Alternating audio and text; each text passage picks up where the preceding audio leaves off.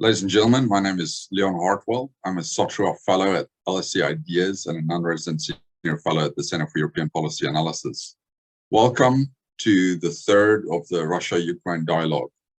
LSE IDEAS set up the dialogues in response to the escalation of the war on 24th of February 2022.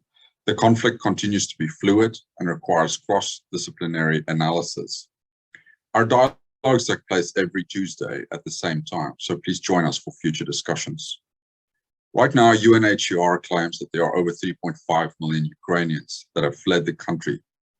Several Ukrainian cities continue to suffer heavy Russian air and artillery bombardments. The UN now claims that more than 10 million Ukrainians are internally displaced as a result of Russia's invasion. Shelling of innocent children and civilians continue. In Mariupol, there are 300,000 Ukrainians without food. Russia seems to be using starvation as a weapon to advance its strategic position.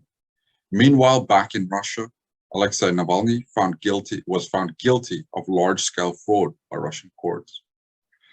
He faces a 13-year sentence in prison. The EU Council approved the strategic compass. Based on the contents of the strategic compass, Putin's actions in Ukraine have energized the EU. The word Russia appears 19 times throughout the document. President Biden and other world leaders will meet in Brussels on Thursday to discuss what more should be done in Ukraine. I think today's theme is very fitting in that regard. We're asking what more can be done by the international community.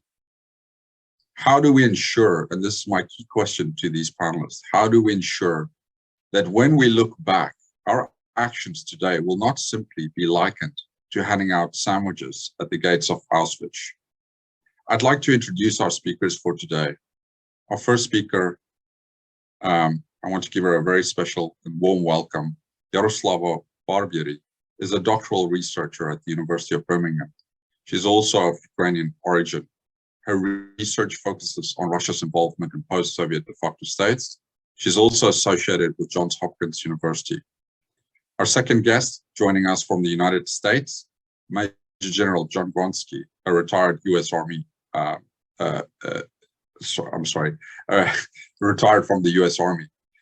He is the CEO and leader, CEO of Leader Grove, LLC, a leadership training and consulting firm. He's held a variety of positions in the US military over a career stretching over 4 decades. He was also, importantly, Deputy Commanding General for the National Guard at the US Army Europe. And finally, we have Professor Linda Yueh. She's a visiting professor at LSE IDEAS and chair of LSE's Economic Diplomacy Commission. She's also a fellow in economics at St. Edmund Hall at the University of Oxford and an adjunct professor of economics at the London Business School. Welcome to all three of you. I'm going to ask Yara to unmute to start the discussion for us. You are Ukrainian, you're conducting a lot of research on Russia and Ukraine. You've observed this region for some time.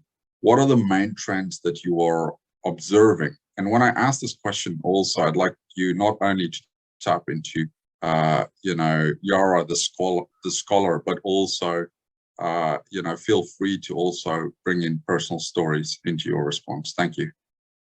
Thank you very much for organizing this event. That it's quite important to discuss all of these issues in a timely manner.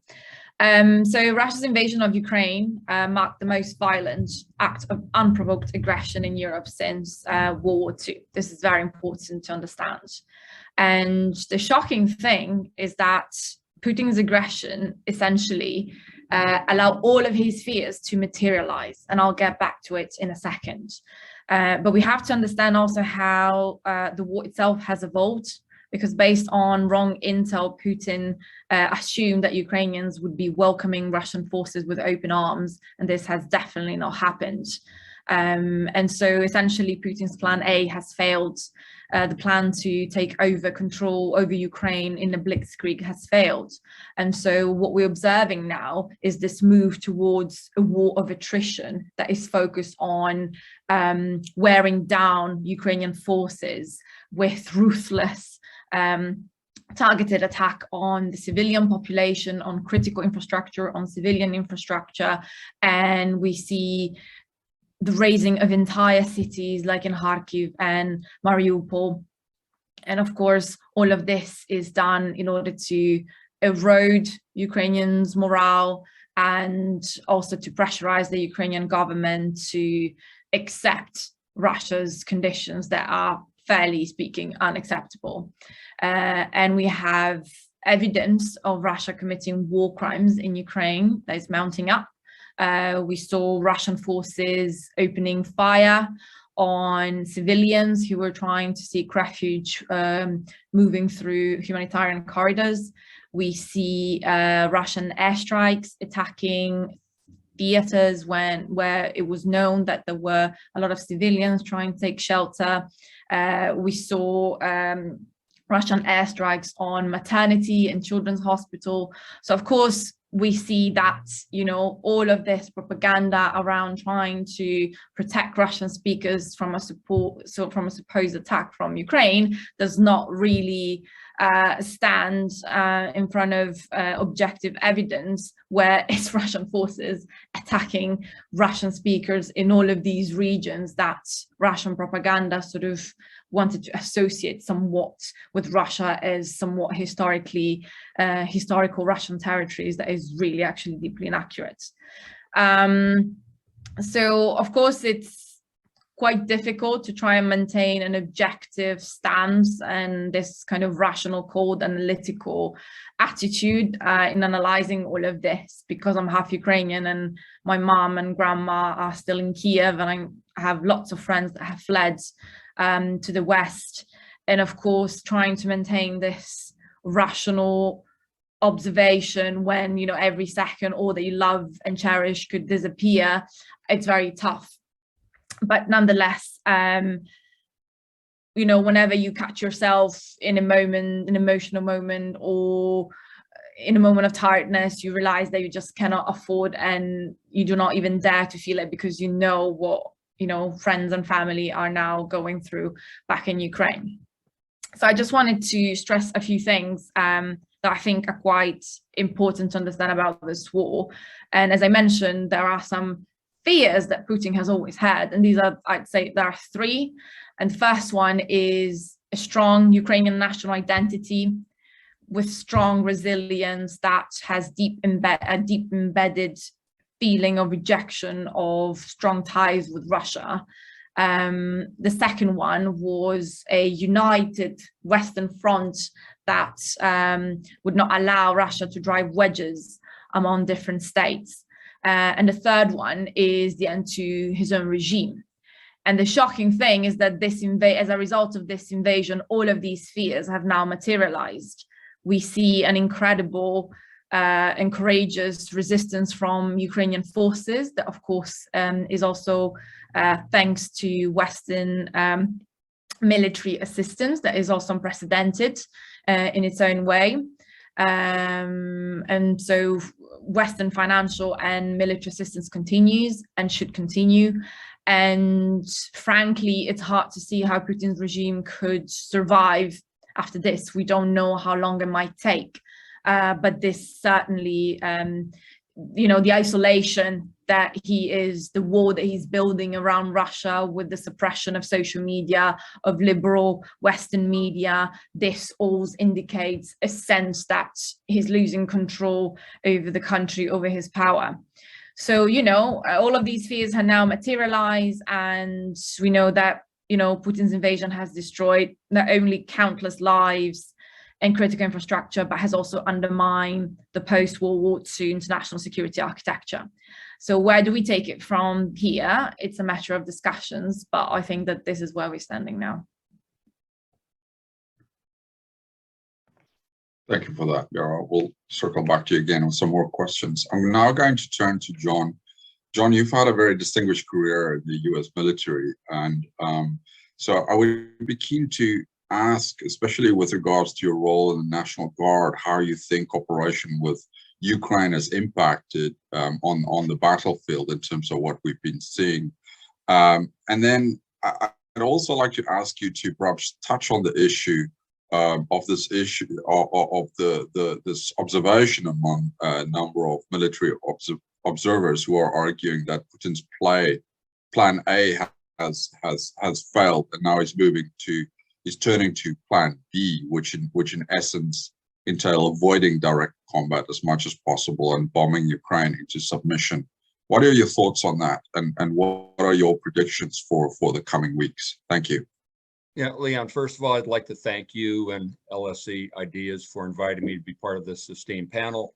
I also just want to recognize, as many people have, just the strong will and the courage of the Ukrainians as they fight against this Russian invasion. It's inspiring, not only on the part of the Ukrainian military, but also the Ukrainian civilians. So I just want to recognize that for sure.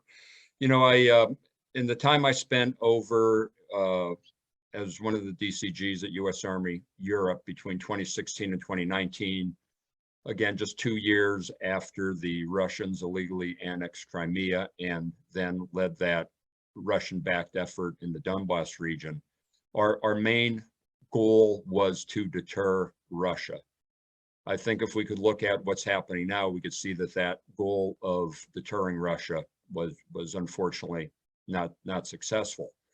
But I had the opportunity to travel to Western Ukraine many times, near Lviv, to the Ukrainian Peacekeeping Center in Yavrev.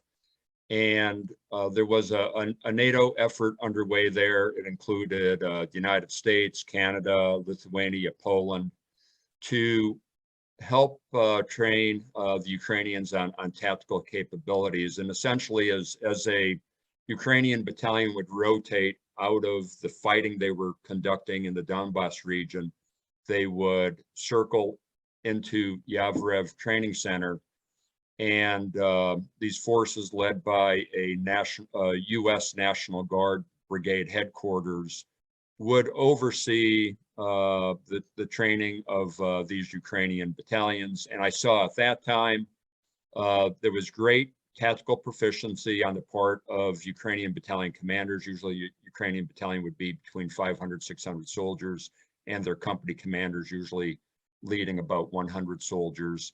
I talked to many of the Ukrainian privates there, just a common soldier, and it was clear that they were patriotic and dedicated to wanting to preserve the sovereignty of their own country. As far as Putin's plan B, yeah, I see his, obviously, his plan A did not work at all. The Russians are stalled. As a matter of fact, the counteroffensives that the Ukrainians are conducting now seem to be successful. There's a city just west of Kyiv that appears as though the Ukrainians have taken back, and now a Ukrainian flag is flying over that city. So his plan B appears to be to consolidate gains in the east, and also to try to create some sort of land bridge between Russia and Crimea. He was unsuccessful in trying to decapitate the Ukrainian government, thankfully, but that seems to be his plan right now. Wanted to talk a little bit, if I have another minute left or so, just about what NATO can do, since I believe that's the basis of our conversation today. I think NATO needs to continue to show cohesion and unity and resolve, especially resolve with the sanctions that they've already put in place, continue to send weapons to Ukraine. They need to listen to Ukrainians about the weapons Ukrainians think they need. That would include the MiGs, that would include the S-300s and other such weapon systems for surface to air, so the Ukrainians could continue to defend their airspace. And then we have to look at, counterfire radars and also weapon systems that could counter the surface-to-surface, artillery systems and missile and rocket systems that the Russians are using against these Ukrainian cities. I mean, it's unconscionable to see the type of devastation these cities are taking on the part of Russian bombing. And then we have to cause Putin to react to NATO rather than NATO continuing to react to Putin. And we do have to increase sanctions, and I believe Linda might talk a little bit more about that, but cutting off that oil supply and gas supply to Russia. It's going to be painful for Europeans, but look at the pain the Ukrainian civilians are suffering right now. So I'll pause there, Leon, pending any further questions. Thank you, John. Thank you. We will definitely circle back to some of those issues. Linda, I'd like to welcome you now to say a few words about sanctions, especially we've seen a variety of sanctions against Russia, stretching from constraints against financial transactions to prohibiting a variety of very colorful oligarchs now from also accessing their assets. Can you walk us through some of these sanctions and talk to us about the impact of those sanctions? Thank you. Thank you, Leon. And let me also just, really stress how incredible the Ukrainian people have been in this. And I think all our thoughts are with the Ukrainian people. And I think we are all incredibly inspired by their courage. So I think John's final thought led very nicely to my area. I'm an economist, and the next step of sanctions, and I'll sort of back up and kind of summarize the overall strategy, is would be to squeeze Russia's energy exports. They account for about 36% of budget revenues, and most of that, of course, is being used to fund the military invasion. So.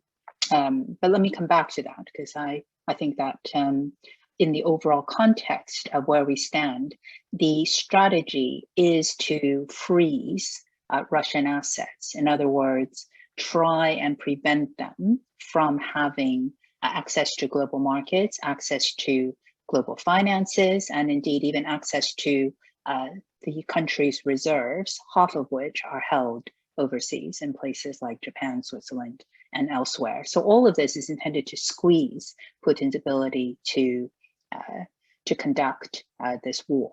And to drill down a little bit into what this actually means is Russia was very much, and it still is, at risk of defaulting on its debt. So it has the money, but it can't transfer in dollars to pay dollar-denominated debt. It's got about 12.5 or so of foreign currency denomination. So that's one way of squeezing Russia. The other way is essentially preventing Russia from trading like a normal nation. So the other ways in which it gains foreign exchange and revenues is by selling things. For instance, Russia is a big commodity exporter in things like nickel, aluminum, commodities like wheat, sunflower oil. But the United States, by removing most favored nation status from Russia, is intended to block it from other sources of import earnings. And this is why the Russian state has forced its own companies to essentially transfer foreign exchange earnings into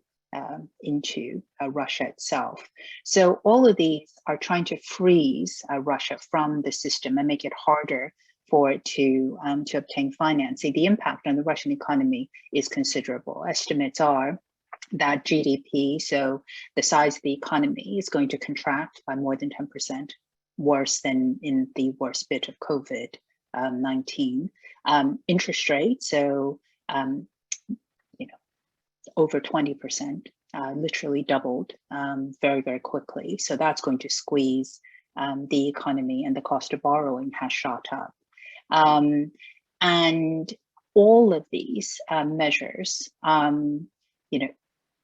would say are probably more extensive than what Putin and his government would have expected. These are extensive sanctions, but I want to come back to the energy point, because that really is the next phase and potentially hugely important. So the United States has already said it's going to stop importing Russian oil. Gas is next on this list. The UK has said it's going to do so by the end of the year.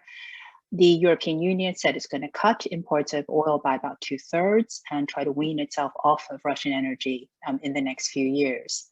Now, that is why Russia, before this war, had a fairly, reasonable budgetary position. So it's impossible to overstate how important this next step is. But as John has said, there will be inflationary pressures on global energy and commodity prices.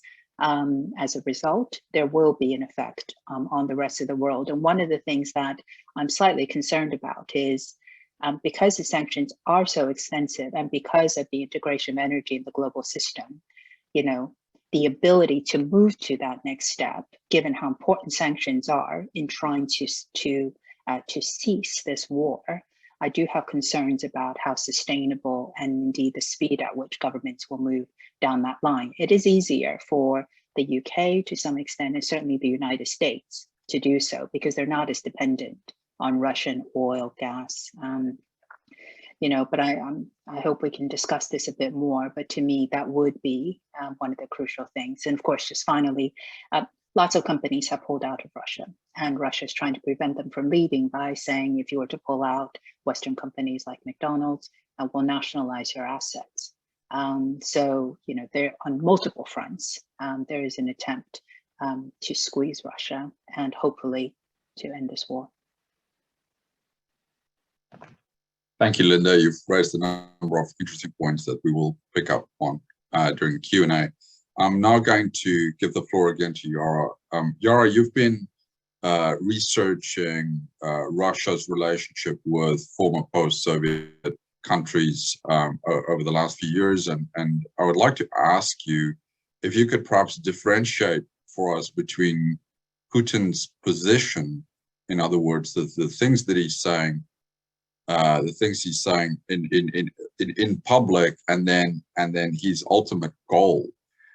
What is it that he wants with regards to Ukraine? And I'm also quite interested how this escalation of the war impacted on his ability to achieve his goal. Thank you. Mm-hmm.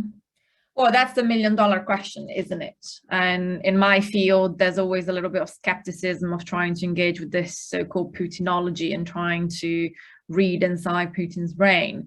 But Russia, over time under Putin has centralized power so much that effectively even this decision to invade can be attributed to quite a small circle of people. And that is a consequence of a progressive closing down of this circle of advisors around Putin, of yes men. And we have to also take into consideration the isolation he's been under since the pandemic. And so that definitely will impact on his decision making. And also a very important factor is the shocking intel that he's been fed, that definitely played a role, at least in my opinion, with regards to the full-scale invasion. But we have to remember that there has been a war going on in Ukraine since 2014. And as part of my PhD, that has been one of my main focuses, looking at what Russian state and non-state actors have been doing in the occupied areas in Donbass. And my argument was that essentially regions like the occupied areas in Donbass or Transnistria and Moldova, they had an instrumental function of trying to pressurize the parent states into accepting Russia's concession. It's all part of this coercive diplomacy. And the ultimate goal was to reintegrate these regions back into the political body of these countries under conditions that are favorable to Russia and not these countries. And so this decision to recognize the self-proclaimed republics in Eastern Ukraine was actually a big shock to many people, because many said that essentially Putin gave up this leverage, this instrument of pressure. by recognizing them, as has happened to the to Abkhazia and South Ossetia in Georgia, for example. They're no longer part of the headlines, but they have become these sort of black holes, political, economic black holes, completely dependent on Russia, incapable really of surviving without Russia's support. But I believe that also we need to acknowledge how we got to this point over time. So I believe that we've been sleepwalking into this crisis pretty much. Russia has been violating international law repeatedly, and I believe that the Western response has not been strong enough until now. I believe that Russia's invasion has sort of reawakened a certain understanding that Europe was to begin with a peace project, and that aggression has just triggered some historical memories that are unbearable. But you know, the Russia-Georgia war in 2008, after that we had this reset of relations between the US and Russia that, you know, ironically the translation of the term was not, you know, reset but overcharged, and that was quite telling, I'd say. And then we had the annexation of Crimea, and then the invasion in Donbass, and then we had these attacks on US soil with nerve agents, first Litvinenko and then the Skripal attack. So when you put all of these together, you've seen a pattern of Putin's regime, and President Zelensky has even referred to Russia as a terrorist state that knows no borders. So that's very important to acknowledge that if we blur the red lines of what's acceptable and non-acceptable in international law, a leader like Putin will feel that he's entitled to keep breaking these rules. And I'm strongly convinced that he did not expect the West to react as strongly as it did, precisely because the Western reaction was not as strong as it should have been before. So we're now in a situation in which Putin feels pushed into a corner. And so our rational position would be that that's, you know, the best solution that we have to try and deter him from creating more violence. And we know that sanctions have hit in such a way that I was reading this morning, according to some estimates, that Russian forces will run out of ammunition and fuel in the next 3 days. So these sanctions bite. Western military assistance to Ukraine is extremely important to continue and support this counteroffensive. But nonetheless, we need to understand the potential implication and the risk of escalation of a leader like Putin that feels pushed into a corner. And I believe we have to be ready for all types of scenarios, really. Thank you for reminding us of our historical amnesia also, and really for situating this escalation into the broader context of Putin's actions in Georgia, the US, and other places also. And I want to pick up on this last point that you mentioned here about the issue of escalation. And I'm going to turn to John for this issue, because you also mentioned it during your discussion, that we should perhaps think about supplying greater weapons to Ukraine. Now, the US, for example, put together quite you know, an impressive package. I don't know what your opinion is about that particular package. I know you have some thoughts also perhaps on the type of drones that we will be supplying to Ukraine. But maybe talk to us a little bit about that package, but also can you situate the issue of escalation into the you know, the broader picture here, you know. What can we as NATO realistically do, and what are the risks involved? Thank you. Yeah, Leon, thank you for that question. And I think this whole issue of escalation is very important. I mean, as was outlined there with the history of Putin's malign behavior and NATO and the West not reacting aggressively enough to it. What we've seen is by NATO's stance of trying to avoid escalation, we've actually caused escalation. You know, in 2014, the Minister of Defense from Estonia said, you know, to Russia, provocation is not strength. It's weakness that causes provocation. And you know, we've seen this occurring really since 1999, when late 1999, Putin became prime minister, and the attack into Grozny, you know, horrific. And then again, you know, 2007, the cyber attack into Estonia, and on and on. It was already mentioned, the things that occurred, and we simply did not take aggressive action. And now in Ukraine, we see escalation occurring, you know, at the level in Ukraine, you know, recently using hypersonic missiles. You know, President Biden put out a warning, I think, yesterday or today, about, you know, Putin may use chemical weapons. Well, I think the more we show a weakness instead of strength, the more likely Putin is to use chemical weapons. You know, there's a potential he could use a tactical nuclear weapon. So I do think when history, you know, looks back at this period of time, they're going to really look back at how strong was NATO's reaction militarily. And I do think at the very least, NATO should provide those weapon systems that the Ukrainians believe they need. I don't think there should be a lot of hand wringing over the MiG issue. I do think by providing the Ukrainians with those javelins and Stingers, hey, that's been effective. But really, what they need are systems to you know, guard their airspace and to actually be able to counter these surface-to-surface systems that the Russians are using, unfortunately, so effectively against these civilian targets.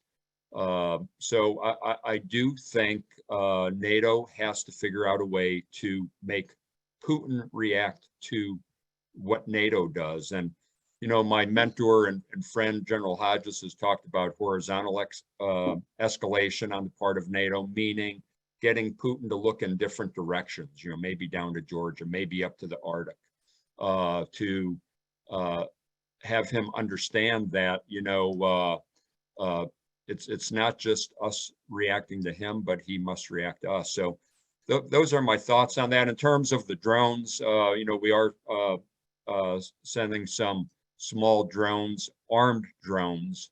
One of the drones has the capability of about a 40mm grenade. Another drone, I'm not sure exactly what drones we're sending, but the one model has about the effectiveness of a 40mm grenade, and the other one has the effectiveness of a javelin missile. So those could be used effectively as well. So those are my thoughts.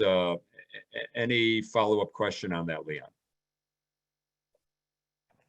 Thank you, John. I'm first going to turn to Linda, and we'll come back to some more follow-up questions on that. I know, and I do want to also ask our audience to take some dissenting perspectives, also to really tease out some of those, you know, some of the hard questions that we can ask, you know, Major General John Gronski about this issue of escalation. So thank you for that, John, for putting that on the table. I'm going back to Linda now. And there seems to be an incredible amount of interest in what you said on Russian energy. And so you talked about oil and gas, Russia's oil and gas sector.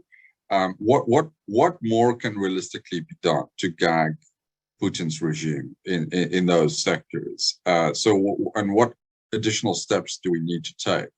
But I also think that there are some concerns with regards to some countries being hit much harder with price hikes. Also, if I look at some of the questions here from our audience members, so can you talk about some of the risks involved in that? Thank you. Yeah, so this is, I think, as I say, a huge part of Russia's budget revenues, which is exports of energy. So the measures taken by the US and the UK could be taken, for instance, by the EU. There could be a very quick cessation, not 2/3, but all stoppages of energy imports from Russia. Now, the reason I think the Europeans would say that's not feasible is because it supplies such a big portion of their energy needs. But they're not the only buyers of Russian energy. China is also a big buyer of Russian energy, and there's also other countries as well. So what other countries could do is what the United States has done, but I think to different degrees. They're going to be held back because of the domestic impact. That's not the only area where the sanctions on Russia could be tightened. So Russia itself has prevented exports of about 200 foreign-made goods. They know they're under this sanction regime. They're also, because of the sanction regime, not exporting things like wheat, sunflower oil. This is causing issues, especially in the Middle East, which are big importers of commodities from Russia. So it's, as you would expect, there is retaliation on both sides in terms of sanctions. And then, of course, I also mentioned it's also other commodities, aluminium, nickel, copper, platinum. These are all commodities that's going to be affected. Fertilizer is the one that's most recently come out. So I think it was actually President Joe Biden who said defending freedom has a cost, and there is a cost. And I think my concern is the sustainability of a sanctions regime of this scale because of the domestic political cost to these countries. And then also the fact that, there's fairly, I would say, a large degree of concern that if China, which is a major buyer, but there's also other countries, do not support the sanctions regime, then you could just end up undermining its effectiveness, which in and of itself is also an issue. A couple of other things just to flag in terms of escalation in the economic sense, although I think a lot of this impact is already being felt, is of course the ruble's value has collapsed. Russian companies are now literally being removed from global markets and indices. Russian debt, not tradable, trading at a fraction of its face value. Russia, as given its actions, is rightly being treated as a pariah on global markets. The longer term impact of having essentially its companies not be able to operate. And you mentioned at the start, Leon, the oligarchs and freezing their assets, and all of that I think is intended, and more could be done on all of those fronts to squeeze. But I think what we don't know is whether or not this is enough to squeeze Putin to stop his invasion. Thank you, Linda. Yeah, that is the ultimate question, right? What is Putin's perception of how much pain he can deal with before he would stop his actions in Ukraine, especially because Ukraine seems to be the big prize for him, and he's invested a lot in that. And I think with that said, I now want to turn back to Yara again, because we do have a question related to that from one of our audience members who said, Russia stated many times that Ukraine should be neutral and disarmed if it wants to avoid conflicts. In case Ukraine accepts, do you think Russia will abide by such a scenario? And what if Ukraine demands the return of Crimea to Ukraine and demands stop arming rebels in the Donbas region in exchange for a neutral Ukraine? I know that you're also quite interested in conflict resolution issues. So Yara, please, can you answer that for us? Thank you. Well, this is one of the central themes of the ongoing negotiations, right? So one of the most problematic aspects is that under President Petro Poroshenko, the Euro-Atlantic path of Ukraine has been enshrined into Ukraine's constitution, whereas part of the ongoing negotiations is to consider potentially Ukraine's neutrality in exchange for guarantees for its territorial integrity and sovereignty. Now, in 1994, there was already a memorandum that was signed, the famous Budapest Memorandum. And at that time, Ukraine, in exchange for giving up its nuclear arsenal, received guarantees from 3 guarantor states, the UK, the US, and Russia, for its sovereignty and territorial integrity. And we've seen that Ukraine's territorial integrity and sovereignty has been violated over and over again. Now, the current invasion is the most obvious example, but for years I've been studying way more subversive tactics that have been attempting to undermine progressively different attributes of statehood and sovereignty. And this is not just the case for Ukraine, really. It's the case also for Moldova, countries like Moldova, Georgia. And there's a very, very consistent patterns of Russia's subversive tactics vis-a-vis these countries. So President Zelensky has mentioned that it's possible to consider neutrality. Most recently, he suggested that these terms would have to, could be presented at a national referendum.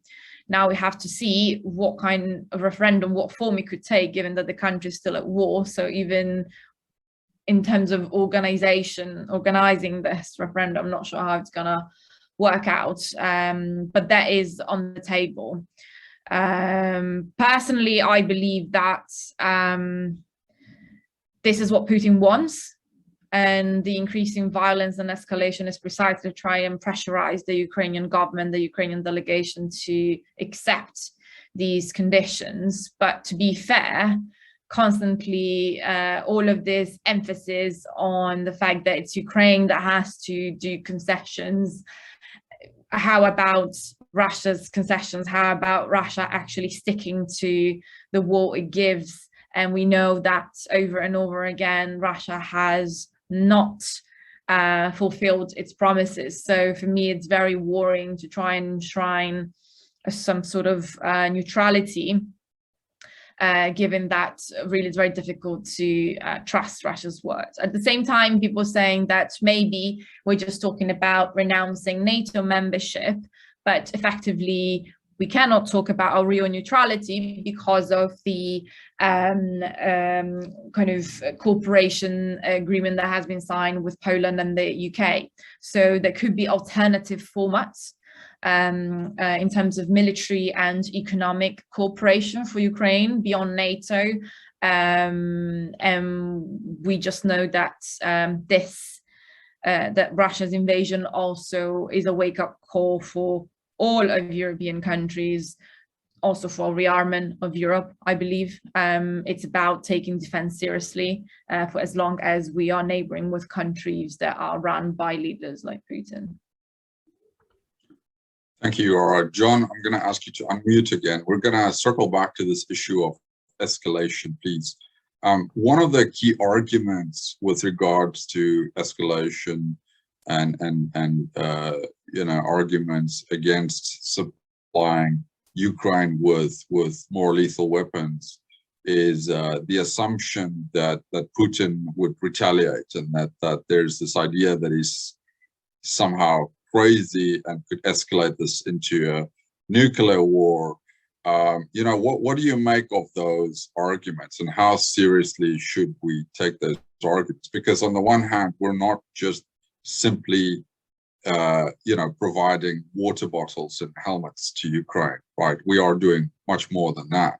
But where's the threshold, right? Yeah, it's an interesting point about, is Putin a, quote, rational actor or not a rational actor? And some have said, well, he's unhinged, he's not a rational actor, so therefore we have to be careful not to escalate on our side, because it'll cause him to perhaps use a nuclear weapon. But if you're going to use that argument, if he's not a rational actor, why wouldn't he use a nuclear weapon for any reason? You know, why would it take us providing Ukraine a certain amount or type of weapon system to get him to take that step? So I really don't buy that argument at all. I do think that you know, he's, you know, some people are talking about, hey, what is the new, you know, I know they don't like to use it, or people don't like to use the term red line, but in lack of a better word, you know, hasn't he already crossed red lines by the devastation he is causing to civilian cities and the devastation he is causing to civilian populations? You know, whether it be, obviously chemical weapons would be horrendous, but hasn't he already created that type of devastation? So what if he does use chemical weapons? You know, the West has said, hey, there'll be, you know, significant consequences, but, you know, and perhaps through diplomatic channels, those consequences are being communicated to Russia, and I hope they are. But I think, you know, if we're going to use the term red line, that those red lines have already been crossed, and really, I don't think NATO has taken the aggressive steps that need to be taken based on the humanitarian devastation that is occurring in Ukraine. I think a message it's sending to other partner nations, you know, is, hey, if you're a partner and you're not an ally, you know, if you do get attacked by a belligerent nation, you know, we're going to sanction and we may give you some arms, but we're not going to take any further military action on your behalf. That's actually, I think, the message that has been sent to any of our partners out there. Thank you, John. And we will definitely have a session in the future also about our partners and what this means essentially. I think you raise a very important point there, and that we've already crossed a red line. So where do we go from here? Linda, I'm going to circle back to you again on the sanctions issue. We have a lot of interest in this. One of our audience members asking, to what extent do these sanctions tackle the lawyers, accountants, bankers, and state agents who move Russian money? I think that's quite an important question, because there are so many beneficiaries from you know, money being moved around by oligarchs, also here in the UK and other places in the Western world. And then maybe if I could ask a related question also, what have some of the big multinational corporations been doing, especially tech companies like Microsoft and Google, in order to constrain Putin's actions in Ukraine, and how effective have those measures been? Thank you. I'll take the latter part first. I think essentially, you know, Russia's banned social media generally because they want to perpetrate their own propaganda. I think on the in terms of what else some of these companies have done, so Apple is another company amongst you know, really many. In fact, lots of multinationals are pulling out of Russia, as you would hope and expect. And that is having, I heard someone say to me the other day that if you have an Apple product, you can no longer charge your iPhone.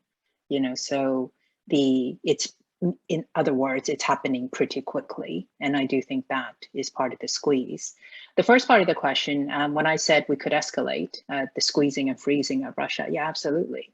Anyone who is actually, you know, moving money, who is connected, you know, all of that could be tightened. And I think that's what's happening now in the UK. The City of London is looking hard at this.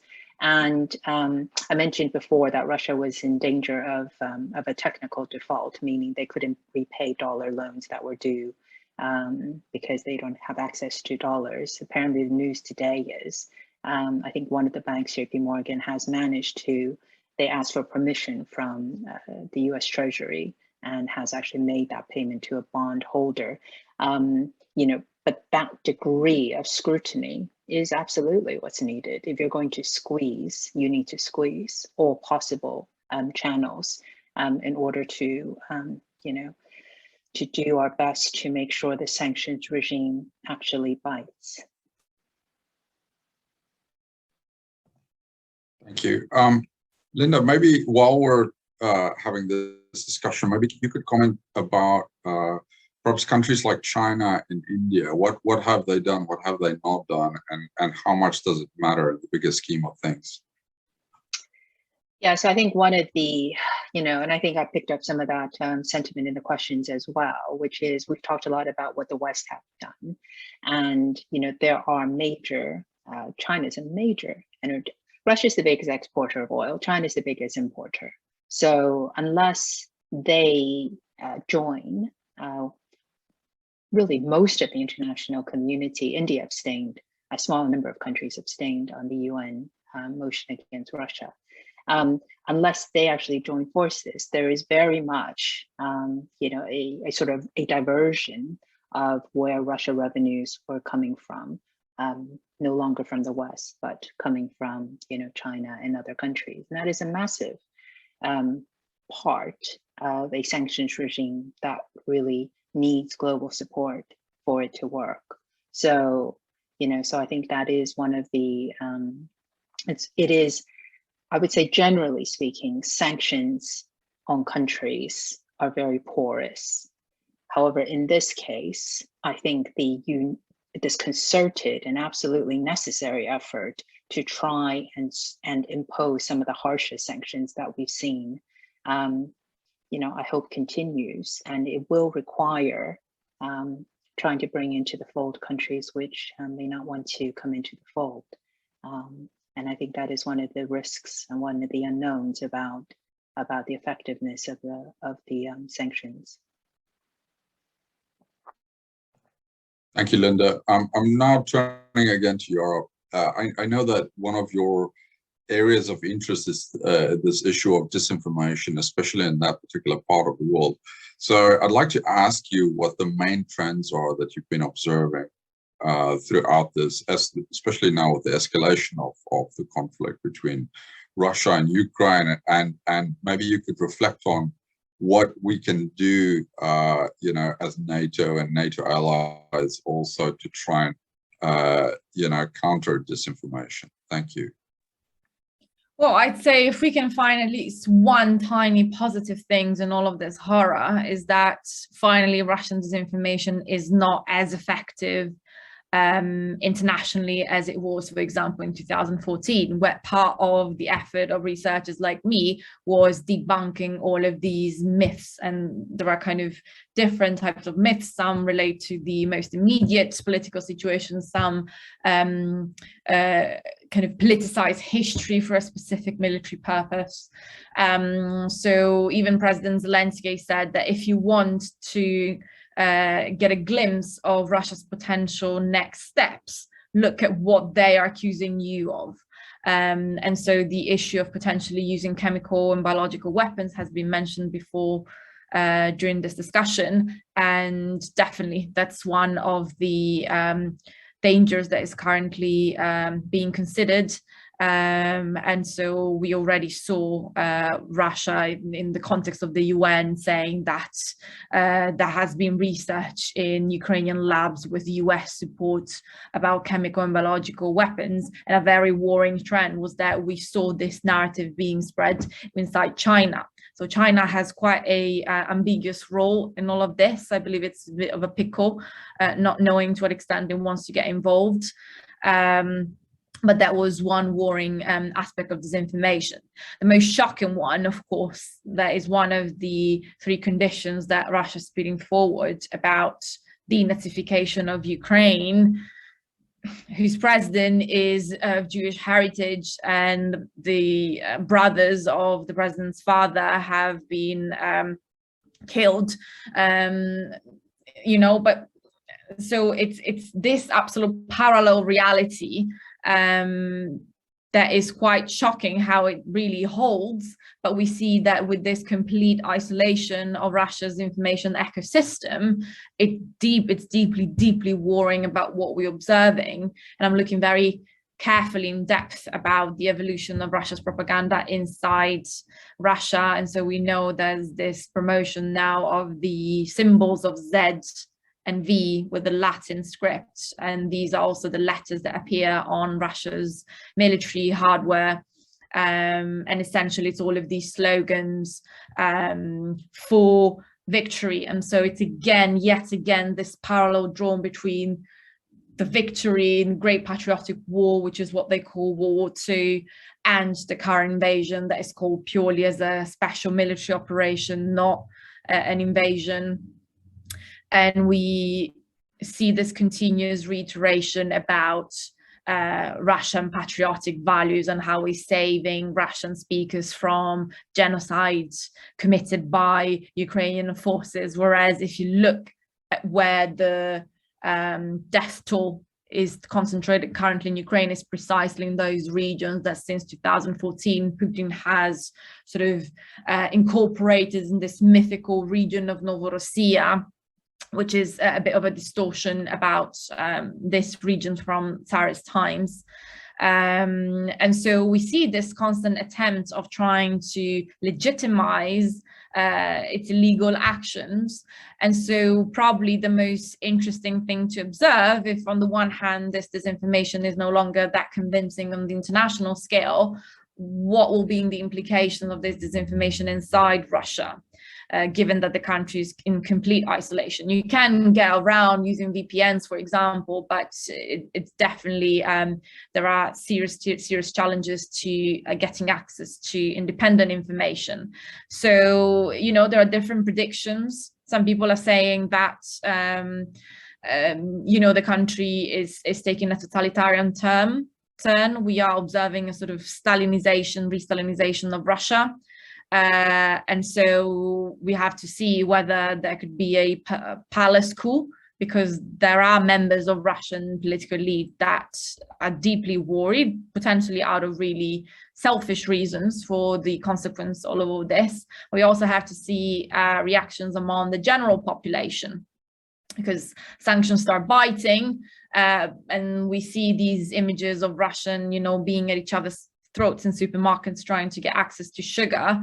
But we also see images such as the head of Russia's delegation who, you know, cut his Visa card and put it in the shape of a Z and a V. So these letters that I mentioned before saying, oh, you ban Visa, like Visa is being banned in Russia. Well, I ban Visa for peace. And so this propaganda narrative being pushed over and over again. And just very briefly to conclude, I wanted to touch on a perhaps controversial point about sanctions, but there is this controversy around whether it's fair to impose such crippling sanctions that will have a very strong impact also on ordinary Russians. And people that have this concern would argue that what's the you know, these ordinary Russians are not guilty. They have no impact on the decision of such an authoritarian regime. I believe that this is a deeply flawed and dangerous assumption that disregards years and years of sociological studies about attitudes of Russians towards Ukraine. For example, understanding of Ukraine statehood and relations between Russia and Ukraine. You know, there have been in the West all of these worries about potential reemergence of nationalistic moods in Ukraine. Well, let's take a look at potential fascist manifestations in, you know, Russian elites' public statements that recurrently have denied Ukraine's statehood and the existence of an independent Ukrainian nationhood. So I deeply believe that Russian society will have to go through the same process that Germany did after World War II in terms of collective responsibility and collective guilt. Thank you, Yara. We'll definitely discuss those issues in further panels also. I want to turn to John to have a final word perhaps on this theme of what more can be done.